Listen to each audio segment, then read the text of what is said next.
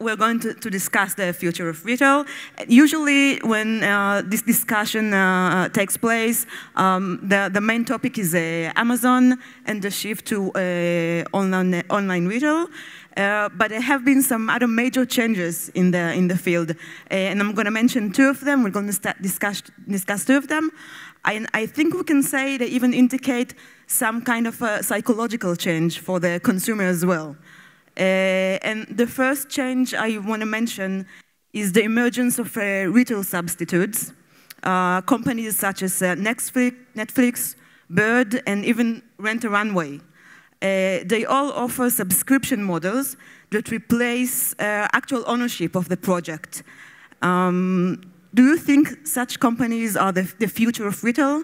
Ownership is going to be less of a major part in our life. We're going to use more and more subscription services. Just feel free to answer, to start an answer. Yeah, so first of all, hello everyone. Excited to be here on the panel. My name is Philip. We run a... Influence the future of retail.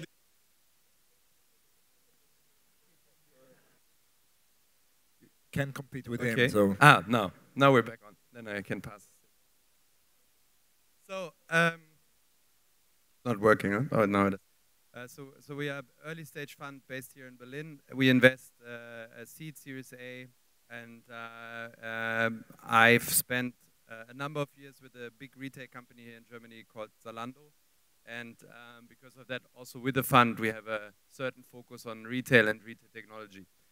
And in terms of what you said, like ownership models, I think that's definitely an interesting trend that we're seeing. Like we see emergence of new models where people actually prefer renting something over making a purchase and owning it.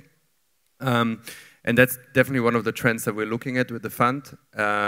In addition, there's a few others that I think are interesting as well. But if you look at kind of mobile subscription businesses, for example, we've seen a lot of growth in certain segments that also include retail. Yeah. And to build on that, I think one of the challenges we have when you look at the side of the retail market, they used to say retail market is X. I think now it's considered $30 trillion of retail. But that's also changing because what people used to go to a shop and buy discs to listen to, now they do that through streaming, Spotify, Deezer, whatever. How do you measure that? Is that even retail, right? So I think it creates a lot of opportunities, but we need to, as investors, we need to kind of rethink the way we look at opportunities. When you look at the TAM, at the addressable market, you can't just look at the amount of stores and the GMV of the competitors. You need to think, can I create new markets, new opportunities when you look at an investment, for example?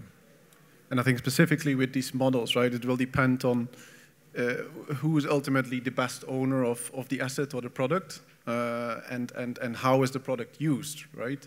And if in each of these instances there's a case to be made that a subscription model functions better than ownership, then I think in the long run we'll see it. And I think there's a lot of product categories where this subscription model is a viable option to replace ownership. I think it might take some generations because there's also emotion attached to ownership, I think, in certain product categories, but it will come, and this trend is there to be continued, yeah. Okay, you all mentioned in briefing the challenges for offline brands and new marketing opportunities. And another change in the retail field is the emergence of new direct-to-consumer brands. And Roel, you mentioned to me earlier the brands such as Warby Parker, it offers prescription glasses, and the luggage company Away Travel, both companies that started online and became international brands in their own right. This poses another challenge for offline brands and even online brands in terms of marketing and in terms of reaching a new audience, right? Yeah, absolutely. I think that the cost of creating a new brand have tremendously gone down over the last 10 years, largely due to new channels to reach customers. And therefore, you see a lot of new brands popping up. It's relatively easy today to design a product, get it manufactured anywhere in the world, and then start selling it online, be it through Instagram or Facebook, or just create a page and start selling it. And that's a challenge for some of the big names, and I'm sure that you also recognize that some of the big FMCG brands, for example, are looking at our portfolios all the time and scanning whether there's attractive companies for them to invest in or to acquire. Yeah, and I think generally we see a shift also in the mindset of consumers, right? So people are less interested in having a big label on their sweater and purchasing just, you know, a branded product from a heritage brand, but they're more open to kind of new products that arise. And I think to your point, it's become relatively easy to create these brands. And if you look at the traditional marketing channels that also, you know, Zalando was using, like online marketing, Google SEM, TV advertising, affiliate marketing, these are becoming less important because that's not where the consumer spends time. So we see consumers shifting media consumptions to platforms like Instagram or YouTube, where in fact it becomes much more cost efficient to reach out to those people if you have a targeted enough offering and a product that interests people. So it's becoming actually almost like a pull type of marketing rather than a push like in the old world. And on that, I think Ifat or Ron spoke before about retail and asked, is retail dead? And again, I think the rumors are kind of premature, because if you see actually brands getting stronger, again, it's still a question whether, you know, retail isn't dead, but Amazon kidnapped it. Can we kind of retrieve it and save it?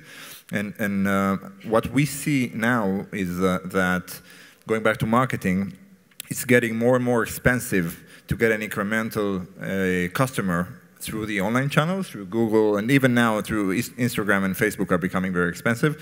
So online first brands, like Away, where my colleagues invested in, they start to open offline brick and mortar stores, both as a way to improve trust and get people engaged, test the equipment or the merchandise themselves, but also it's just cheaper to bring a customer through an offline store, even in New York, than to buy an incremental customer online. I mean, it's getting to be another channel.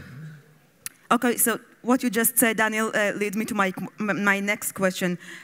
You mentioned it becoming easier to build a new brand, but I don't know how many people in the audience are familiar with the example of Offer, Chinese rental bike company. Offer raised $1.5 billion in 2 years. At its peak, it was worth $3 billion. But since it had a fierce competition for market share with Mobike, which I think everyone in Berlin know because it's one of the companies operating in Berlin, it had to buy hundreds of thousands of bikes, and it had to lower the prices to the point where it lost on every ride. And it just burned through the entire funding that it had. It raised and had $1.5 billion in 2 years, and it burned through the entire money. So I want to ask you guys about the fierce competition for market share in the retail business. And I think role with Rocket Internet, as your name indicates, you give the companies rocket fuel.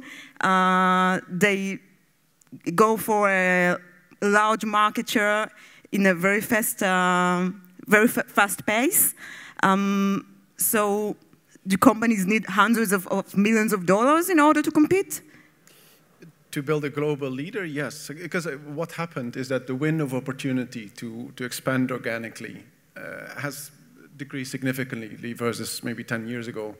Various reasons for it. I think the fact that there's abundant capital in the market, the fact that the market is very transparent and everyone is looking at what other people are doing, and also the fact that many digital capabilities, including engineering, are now widely available, makes that this window of opportunity so small. And therefore, either you go really, really fast, for which you need a lot of capital, or you go on an acquisitive route, which is also expensive. So yes, you probably need a lot of capital to win globally in at least retail models.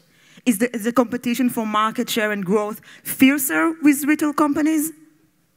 Yes, I think if you speak about Offer, it's not exactly from a retail business, but at the same time, I think we see this in retail as well. So I think if you have, as a founder, limited funding and access to capital, you basically have to also pick your business model accordingly, right? Yes, so there are models like O4 where you need a lot of capital to build a big business, but that also comes down to the question, is there really defensibility in such a model? Anybody could start it, purchase kind of the scooter somewhere in China and go on the road, which we see happening, and obviously that pushes a lot of pressure and fight for market share. So the companies that we typically invest in, we look for this defensibility in a sense that you are able to, at least initially scale also with small amounts of capital. But to your point, completely agree. If you want to build a global leader, then at some point it also means you have to raise bigger amounts of money.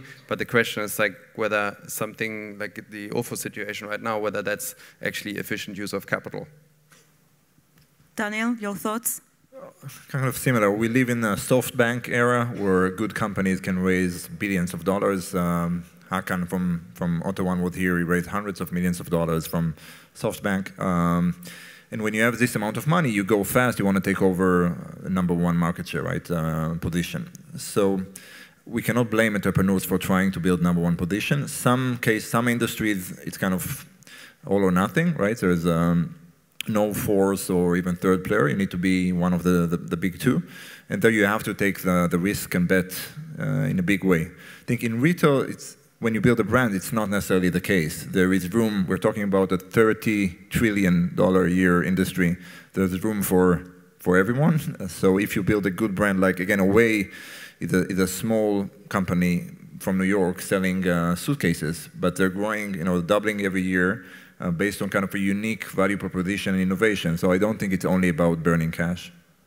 Okay, with that said, just last question with a few seconds we have.